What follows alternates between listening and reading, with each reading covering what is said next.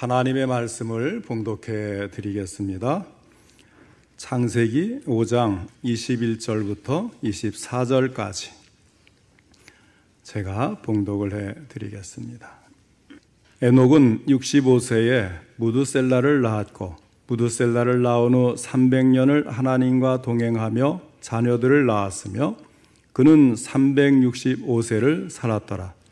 에녹이 하나님과 동행하더니 하나님이 그를 데려가심으로 세상에 있지 아니하였더라. 아멘. 오늘은 하나님과 동행하는 가정, 이 제목으로 함께 말씀을 듣겠습니다. 오늘도 하나님께서 예배드린 우리 성도님들을 만나주시고 생명의 말씀을 통해 풍성한 은혜를 내려주시기를 축원합니다. 먼저 하나님께 기도드리겠습니다. 하나님 아버지, 오늘도 저희들의 예배를 받으시며 귀한 말씀 주시니 감사를 드립니다. 이 말씀을 통해서 저희들에게 말씀하시고자 하는 하나님의 음성을 들을 수 있도록 전할 때도 들을 때도 성령님이 함께 하셔서 도와주시옵소서. 저희들이 깨달은 것을 삶으로 실천할 수 있도록 믿음도 더해 주시옵소서. 예수님의 이름으로 기도하옵나이다. 아멘. 오늘 읽은 본문의 말씀은 에녹이 신앙생활 잘하다가 하나님이 사랑하시고 그를 죽음을 보지 않고 살아있는 채로 하늘에 데리고 갔다. 놀라운 일이지 않습니까? 근데 이 부분만 딱 떼어놓고 읽으면 우리가 이 말씀의 중요한 핵심을 놓치게 되는 것입니다.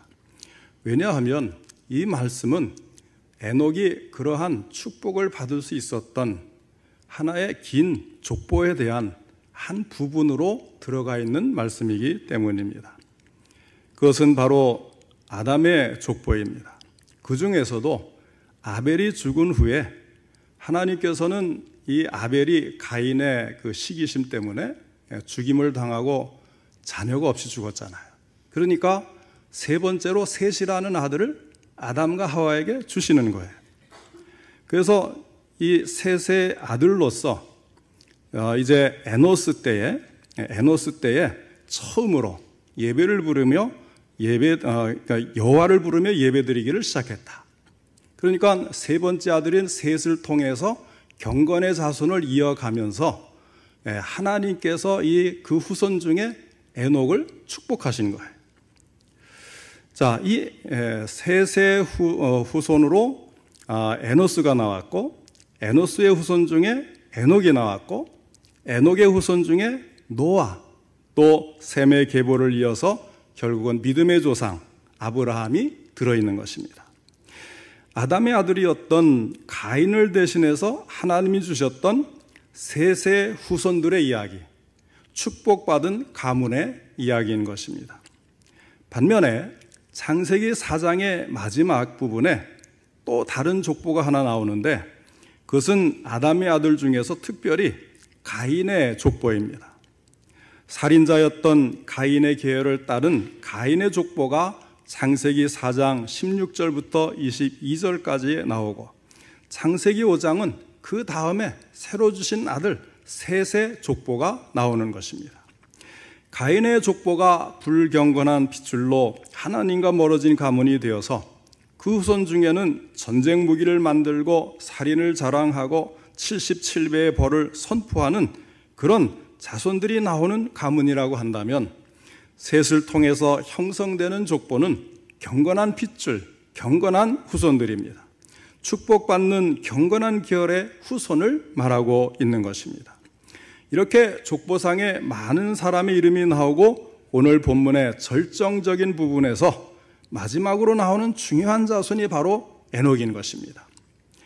출애굽기 20장 5절로 6절에 이와 관련해서 아주 중요한 말씀이 나옵니다. 나를 미워하는 자의 죄를 갚되 아버지로부터 아들에게로 3, 4대까지 이르게 하거니와 나를 사랑하고 내 계명을 지키는 자에게는 1000대까지 은혜를 베푸느니라 하였습니다. 이처럼 살인자 가인의 가문과 경건한 셋의 가문, 그리고 하나님을 미워하는 자의 가문과 하나님을 사랑하는 자의 가문이 성경에 대조적으로 설명되어 있는 것입니다. 그리고 그 가운데 경건한 가문이요 하나님을 사랑하는 가문, 천대까지 은혜를 받기에 합당한 가문의 에녹의 이야기가 등장하고 있습니다. 자, 이 말씀을 많은 사람들이 주목하고 귀담아 들었겠죠. 그래서 이 말씀과 관련해서 미국의 어떤 사람이 과연 경건한 가문과 그 후손에게 주는 축복이 있는가, 이것을 확인하고 싶어졌어요. 정말로 천대까지 은혜를 베푸시는가를 알고 싶었던 것입니다. 그래서 미국의 유명한 두 사람의 가계, 족보를 조사한 적이 있는데, 이 이야기는 사실 가정의 문제와 관련해서 많이 이용된 말씀이기 때문에 알고 있는 분들이 많이 계실 줄 알아요. 어떤 이야기인가 하면 지금으로부터 약 300년 전에 미국의 뉴 잉글랜드에 유명한 법률가인 리처드 에드워즈라는 사람이 있었습니다. 그 사람은 엘리자베스 터틀이라는 신앙의 여인과 결혼을 하였습니다. 그 아들이 티모시 에드워즈인데 이 사람도 아주 유명한 분이에요. 그런데 이 사람도 유명하지만 그 아들인 조나단 에드워즈는 목사로서 아주 더 유명한 사람이에요. 미국 교회의 역사 속에 가장 큰 발자국을 남긴 사람 중에 한 분이 바로 이 조나단 에드워즈 목사님이십니다. 프린스턴 대학의 총장도 지냈고 미국의 영적인 대각성 운동에 있어서 영향을 가장 많이 끼쳤던 인물이 바로 이 조나단 에드워즈 목사님인 것입니다. 조나단 에드워즈의 부인도 아주 아름다운 여인이었습니다. 얼굴이 아름다웠다는 것이 아니라 신앙이 아름다웠다는 이야기입니다. 그 부인의 이름은 사라 피어폰트였고 기도 생활에 아주 깊이 들어가 있었고 영혼을 사랑하는 여인이었다고 합니다. 이 조나단 에드워즈가 사라 피어폰트와 결혼을 해서 후손들을 많이 두었어요. 그런데 어떤 사람이 이 조나단 에드워즈의 가계를 연구하면서 그 후손을 추적해 본 것입니다. 이 조사를 할 그때 즈음에는 이 조나단 에드워즈의 후손이 873명이어 있었는데 그들은 이런 사람들이었다는 거예요. 그 873명 가운데 대학 총장을 지낸 사람이 12명, 교수가 65명, 의사가 60명, 성직자가 100명, 군 장교가 75명, 저술가가 80명, 변호사가 100명, 판사가 30명, 공무원이 80명, 하원의원이 3명, 상원의원이 2명, 미국의 부통령을 지낸 사람이 1명, 그리고 평범한 신앙인이었지만 아름답게 인생을 살았던 후손들 265명이 있었다는 거예요. 그런데 이 조나단 에드워즈가 어렸을 때에 친구가 한 명이 있었는데 맥스 주크라는 친구였습니다. 그는 함께 주일학교를 다니다가 어느 날 신앙생활을 그만두고 불경건한 삶을 추구하다가 신앙이 없었던 한 여인과 만나서 자식을 두었습니다. 이 조나단 에드워즈의 친구였던 맥스 주크의 후손들을 또한 동시에 추적을 해보았다는 거예요.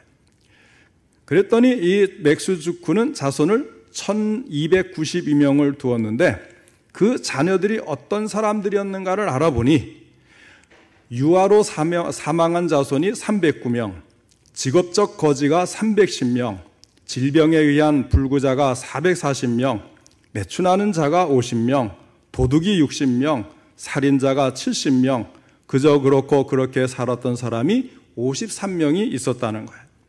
자, 이 가계들의 극적인 대조를 보여주는 이유가 무엇입니까? 부모의 영향이 부모가 어떤 삶을 추구하느냐가 자녀들에게 어떤 영향을 남기는가에 대한 극적인 교훈인 것입니다. 여러분, 부모의 삶이 어떠했는가를 따라 그 후손의 모습이 이렇게 큰 차이를 보여준다는 사실을 어떻게 보십니까?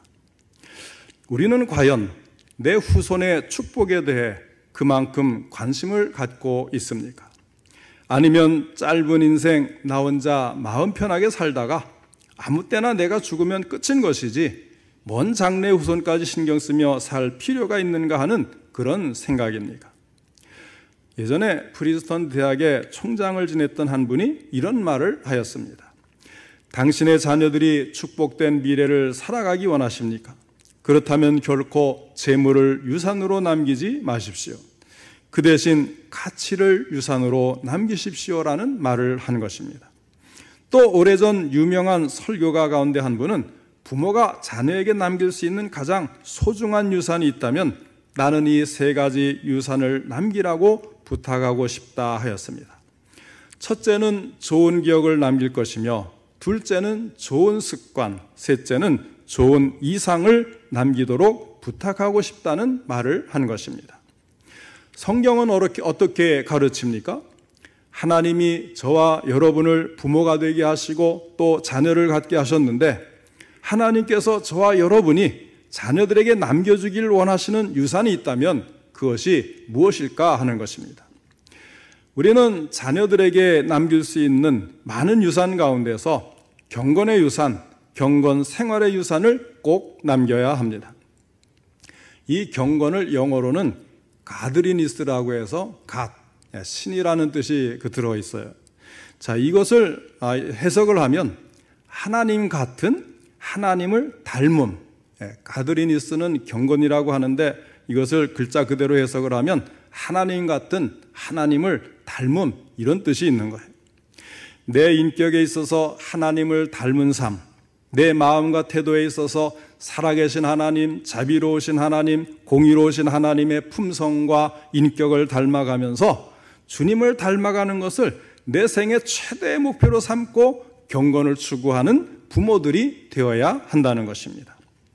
그럴 때에 하나님께서는 분명히 셋의 자손인 에녹, 그의 자손인 노아와 아브라함과 그리고 그의 후손들을 축복해 주셨습니다. 그것을 창세기 12장 2절에 아브라함에게 이렇게 말씀을 합니다. 내가 너로 큰 민족을 이루고 내게 복을 주어 내 이름을 창대하게 하리니 너는 복이 될지라. 할렐루야. 오늘은 그 경건한 신앙의 가문 중에서 특별히 경건하여 하나님과 동행했던 에녹의 삶을 통해서 오늘 우리의 가정이 어떤 가정이 되어 우리 자손들에게 좋은 유산을 남길 것인가를 함께 생각해 보겠습니다. 에녹은 하나님과 동행하였다고 했는데 여기에서 우리가 생각해 볼 것이 있어요. 먼저 생각해 볼 것은 하나님과 동행했다는 말은 무슨 의미인가 하는 것입니다. 동행이 무엇입니까? 앞서가는 것도 아니고 뒤처지는 것도 아니고 역행하는 것은 더더욱 동행이 아니겠지요. 동행이란 한 걸음 한 걸음 같이 가는 것입니다. 그러려면 방향도 같아야 되고 속도도 같아야 됩니다. 그러므로 하나님과 동행하며 살려면 항상 하나님의 뜻을 생각하고 하나님의 사명을 생각하면서 따르고 내 뜻과 기분을 앞세워 살지 말아야 합니다. 좀 더 구체적으로 말하면 이렇게 사는 것을 말합니다. 첫째로 하나님과 함께 동행했다는 것은 하나님과 밀접한 관계를 맺고 있다는 것을 말하는 것입니다. 다시 말하면 친밀한 교제를 뜻합니다. 하나님을 예배하는 삶을 통해서 하나님과 직접적이고 친밀한 관계를 맺고 하나님의 뜻과 계획을 믿으면서 그 안에서 자신의 삶을 계획하고 살아가는 것을 말하는 것입니다. 둘째는 하나님과 동행했다는 것은 하나님의 인격을 담는 것을 의미합니다. 아모스 선지자는 이런 말씀을 했어요. 두 사람이 뜻이 같지 않은데 어찌 동행하겠으며 한 것입니다. 하나님과 동행했다는 것은 하나님의 인격을 닮아갔다는 것입니다. 하나님과 그래서 뜻이 같아지고 의견이 통하고 인격이 하나님을 닮아가는 이것을 말하는 것입니다. 오늘 우리의 삶도 예수 그리스도를 본받음으로 하나님의 인격을 닮아가기를 간절히 바랍니다. 부부가 오래 함께 살면 서로를 닮아가지요. 정말로 닮아가요.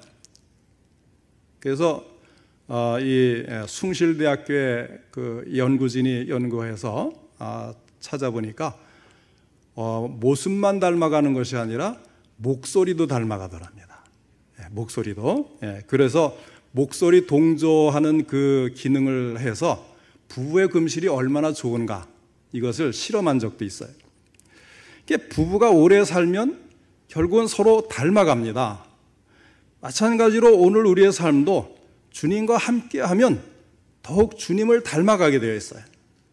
늘 하나님과 동행하고 주님을 닮아가는 우리 성도님들 되시기를 바랍니다. 그 다음에 세 번째는 하나님과 동행했다는 것은 하나님을 기쁘시게 했다는 것을 의미합니다. 다시 말하면 하나님을 기쁘시게 하는 것은 믿음이라 그랬어요. 에녹이 믿음의 삶을 살면서 하나님을 기쁘시게 했다는 거예요. 그것은 그가 하나님을 인정하며 살았다는 것입니다. 히브리서 11장 5절에 보면 믿음으로 에녹은 죽음을 보지 않고 옮겨졌으니 하나님이 그를 옮기심으로 다시 보이지 아니하였느니라. 그는 옮겨지기 전에 하나님을 기쁘시게 하는 자라 하는 증거를 받았느니라 하였습니다. 에녹이 하나님을 기쁘시게 한 방법은 믿음이었습니다. 에녹은 믿음으로 하나님을 기쁘시게 하는 사람이 되었습니다. 그 다음에 우리가 생각해 볼 것은 에녹은 언제부터 하나님과 동행하는 삶을 살았는가 하는 것입니다. 22절에 보면 무드셀라를 낳은 후 이런 말씀이 나와요. 에녹이 65세의 아들 무드셀라를 낳았습니다. 그때부터 에녹이 하나님과 동행하기 시작했다는 거예요. 물론 무드셀라를 낳기 전에 신앙생활을 하지 않았다는 말은 아니겠지요. 셋과 에노스를 통해서 이어져 온 경건한 가문이기 때문에 처음 아담이 가르쳐줬던 그 신앙의 방법을 이어와서 계속 신앙생활을 잘하는 경건의 가문이었어요. 그러니까 신앙생활을 하지 않았다는 것은 아닌데 그가 좀 더 하나님과 밀착해서 동행하는 삶을 언제부터 살았느냐 할 때 무드셀라 65세의 그 아들을 낳은 다음부터였다는 거예요. 자, 왜 무드셀라를 낳고 이런 일이 이제 하나님과 동행하는 그런 아주 경건한 신앙의 삶이 더 돈독해졌을까요? 이런 마음입니다. 내가 이렇게 살아서는 안 되지. 그러다가 내 아들이 나쁜 영향을 받으면 안 되지. 이제부터라도 내가 하나님과 동행하는 삶을 살아야지. 하나님을 기쁘시게 하는 삶을 살아야지. 그래야 내 아들 무드셀라가 하나님 앞에 바르게 서지 않겠는가? 그는 아들 무드셀라를 낳고 난 뒤에 이런 결단을 내린 것입니다. 그러니까 에녹의 삶에 있어서 그의 아들 무드셀라의 출생은 놀라운 축복의 계기가 된 것입니다. 에녹의 삶에 있어서 하나의 분수령이 되어진 것입니다. 유대인들은 평소에 서로 바쁘니까 가족들끼리 잘 모이지를 못하는데 각자 흩어져서 바쁘게 지내다가도 꼭 주말인 안식일이 되면 온 가족이 모여서 함께 반드시 만찬을 들도록 되어 있다는 거예요. 그 만찬을 들면서 유대인들이 빠뜨리지 않고 언제나 계속해서 지키는 순서가 한 가지 있습니다. 그것은 아버지가 사랑하는 자녀들의 머리 위에 손을 얹고서 뜨거운 마음으로 축복 기도를 하는 것입니다. 그러나 그것이 강제적으로는 이루어지지 않습니다. 먼저 아버지가 자녀들에게 물어본다는 거예요. 얘들아, 내가 너희들 머리에 손을 얹고 축복하는 기도를 해주고 싶은데 너희들이 내 기도를 받겠느냐? 그래서 아이들이 받겠다고 하면 그 옛날 이삭이 야곱의 머리에 손을 얹고 축복 기도를 했던 것처럼 또 야곱이 그 12 아들들의 머리 위에 손을 얹고 축복하는 기도를 했던 것처럼 그 아버지도 자녀들의 머리 위에 손을 얹고 마음껏 축복하는 기도를 해주는 것입니다. 그런데 한번 생각해 보시기 바랍니다. 아버지가 너희가 내 기도를 받겠느냐 물었는데 아이들의 마음에 부모님을 존경하는 마음이 없어요. 그러니 기도를 받는다는 것도 생각해 본 적이 없어요. 그래서 대답을 합니다. 싫습니다. 그러면 어떻게 되겠어요? 세상에 그런 망신이 또 어디 있겠습니까? 그래서 정말 거리낌 없이 마음껏 자녀들을 축복해 줄 수 있도록 부모들은 일주일 내내 하나님 앞에서 경건하게 살아가도록 노력하는 것입니다. 우리 모두 에녹처럼 하나님과 동행하는 삶을 살아감으로써 우리의 자녀들 앞에 믿음의 가마를 보일 수 있는 부모가 되어야 하겠습니다. 또 생각해 볼 것은 에녹은 어디에서 하나님과 동행하는 삶을 살았는가 하는 것입니다. 에녹이 하나님을 찾기 위해서 깊은 산속으로 들어갔습니까?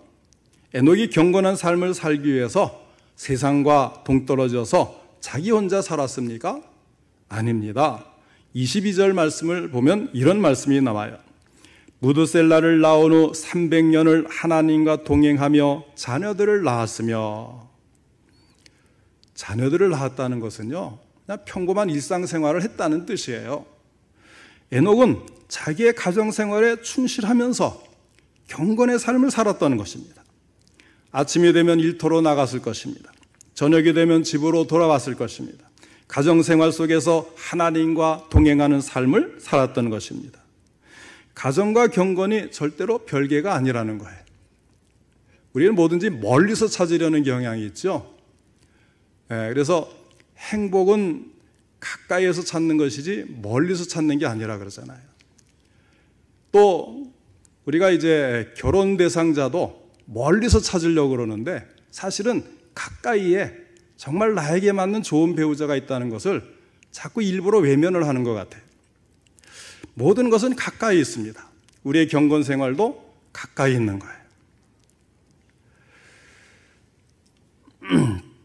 이단들을 보십시오. 이단이 달래 이단입니까? 하나님을 바로 섬기지 않으니까 가정도 바로 서지를 못하는 거예요. 많은 가정을 파괴하는 일을 하는 것이 이단의 본 모습이 아니겠습니까? 오래전에 시한부종말론이 나왔을 때는 어땠어요? 그들이 휴거를 준비한다고 하고는 어떻게 합니까? 가정을 나와요, 학교를 나와요, 직장도 그만둬요. 그리고 오직 휴거를 준비한다는 일만 매달렸습니다. 결국 실패했지만 하나님이 기뻐하시는 일이 아니라는 거예요. 그 다음에 나오는 이단들을 보십시오. 신천지라든지 또 구원파라든지 여러 그 이단들이 하는 일을 보면 가정들이 온전한 가정이 없어요. 아주 참 무서운 일들이 일어나고 있는 것입니다. 하나님이 우리에게 원하시는 것은 에녹처럼 가정과 일터에서 하나님과 동행하며 경건한 삶을 사는 것입니다. 그것이 하나님이 원하시는 삶입니다. 참된 경건입니다. 미국의 유명한 부흥사였던 D.L. 무디 목사님은 이런 말씀을 하셨어요. 나는 다른 사람들로부터 존경을 받지 못해도 결코 불행함을 느끼지 않을 것이다. 그러나 만일 내가 내 사랑하는 자녀들로부터 존경을 받지 못한다면 나는 이 세상에서 가장 불행한 사람이 될 것이다. 우리의 가정에서 하나님과 동행하며 경건한 모습을 보임으로써 존경받는 부모가 되어야 합니다. 가정에서 경건하지 못하면 아무 소용이 없는 것입니다. 우리 모두의 가정은 언제나 경건이 실천되는 거룩한 가정들이 되시기를 바랍니다. 그 다음에 이제 마지막 생각할 것은 에녹은 언제까지 하나님과 동행했느냐 하는 것입니다. 23절, 24절을 보면 그는 365세를 살았더라. 에녹이 하나님과 동행하더니 하나님이 그를 데려가심으로 세상에 있지 아니하였더라 하였습니다. 에녹은 365세 때 죽음을 맛보지 않고 승천을 하는 거예요. 365세가 우리가 볼 때는 긴 이제 삶이지만 그 당시에 사람들을 생각하면 오히려 짧은 인생이에요. 에녹의 아들이 무드셀라라고 그랬잖아요. 무드셀라가 이 성경에 나오는 가장 오래 산 사람의 그 나이를 가지고 있는데 969세까지 살았습니다.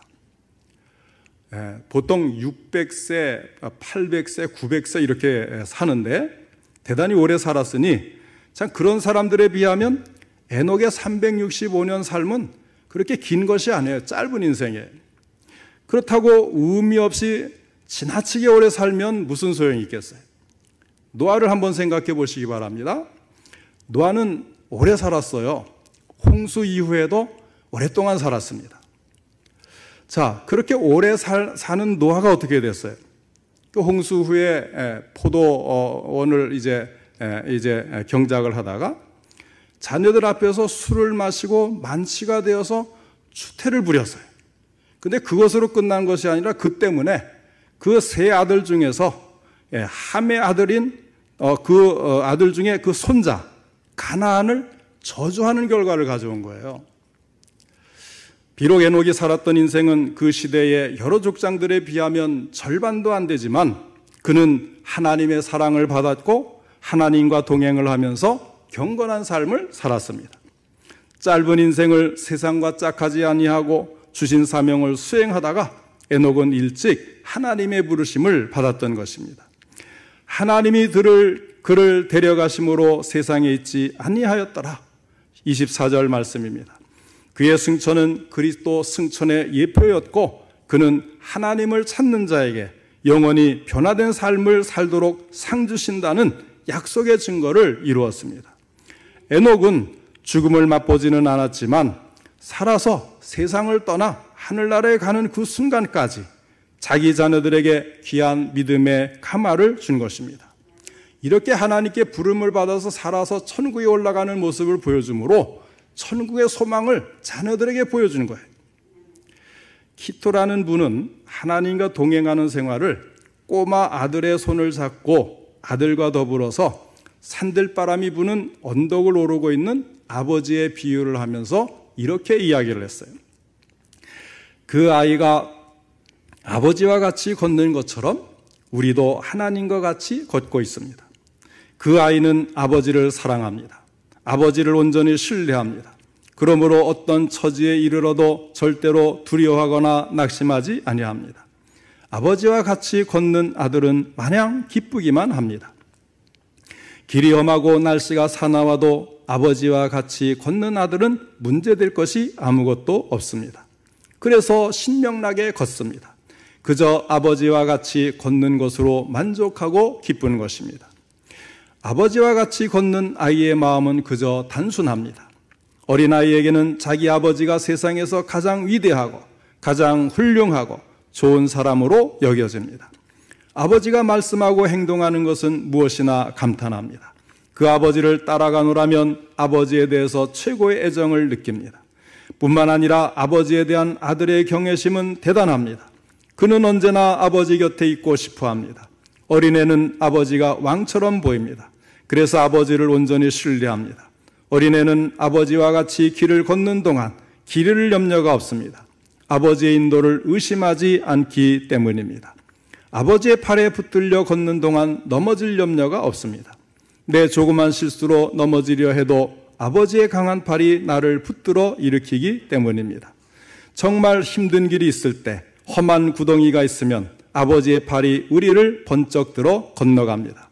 여러분, 우리가 하나님과 동행하면 이와 같은 축복을 받는다는 사실을 믿으시기 바랍니다. 먼저 우리 자신이 믿음으로 하나님을 기쁘시게 하고 하나님의 사랑을 받으며 동행하는 삶이 될 수 있기를 바랍니다. 뿐만 아니라 우리의 자녀들과 더 멀리 후손들까지도 하나님과 동행하는 삶을 살며 천대까지 복이 임하는 성도의 가정들이 되시기를 주님의 이름으로 축원합니다. 기도하겠습니다. 사랑과 은혜가 풍성하신 하나님 아버지, 오늘날 저희들을 믿음의 부모로 세워주신 것을 감사를 드립니다. 우리들 가운데는 혈육으로 낳은 자녀도 있고 믿음으로 낳은 자녀도 있고 돌보며 사랑을 베푸는 자녀도 있고 하나님 안에서 만난 자녀들이 있는 줄로 압니다. 주님, 이 자녀들이 하나님의 축복을 천대까지 받는 믿음의 가문이 될 수 있도록 도와주시옵소서. 이를 위해 육적으로든 영적으로든 믿음으로 부모된 우리 모든 성도님들이 함께 기도하며 신앙의 모범을 보이며 담대하게 승리하는 신앙인이 되어서 아버지 하나님 후손들에게 이 복을 내려주고 모범이 되어 그들이 부모의 본을 보고 하나님 앞에 경건한 삶을 살고 복된 인생이 될 수 있도록 축복해 주시옵소서. 우리에게 모든 성도님들이 이와 같이 육적으로든 영적으로든 믿음의 부모가 되어서 후손들을 위해 기도하며 하나님께 큰 영광을 돌리다가 하나님 앞에 올라가서 하나님을 만나 하나님께 감사와 찬송과 영광을 돌리는 믿음의 삶에 승리케 하여 주시옵소서.